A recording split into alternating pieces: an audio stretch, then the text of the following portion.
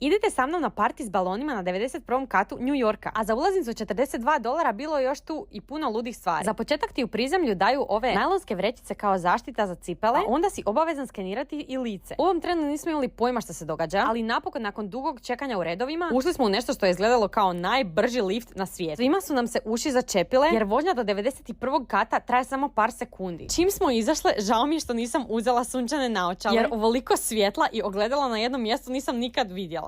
Prvo uđeš u ovu prostoriju sa ogromnim brojem ogledala, a pogled na cijeli grad je predivan. Naravno, gužve ljudi su posvuda u New Yorku, a ovo mjesto nije iznimka, tako da ako se želiš slikati, moraš pričekati malo svoj red. U drugoj prostoriji bila je ova izložba prelijepih sjajnih skulptura i naravno pogled na grad s druge strane, kao i na ogromni Central Park. I sad smo ušli u ovu treću sobu koja je bila nešto najbolje i najluđe ikad. Soba je puna lebdećih srebrnih balona. Neki su od njih bili na heli, a neki nisu, ali cijela soba je ispunjena ventilatorima, tako da baloni lete na sve strane, neovisno gdje si. Ovo je po mom mišljenju najbolja soba za slikanje slika ili samo za zabavljanje s prijateljima. Tu smo se najdulje zadržale jer kad ću opet u životu imati priliku biti u sobi punoj balona. Kad izađeš na drugi kat opet onog ogromnog dijela, brzo dođeš do još jedne sobe koja je bila odgovorna zašto smo skenirale lice na početku. Pokušale smo naći svoja lica na nebu u oblacima, ali mislim da nismo uspjeli. I to je bio moj odlazak na najviši kat na kojem sam ikad bila. A biste li vi dali $42 za ovo? Pišite mi u komentarima, vidimo se u sljedećem videu!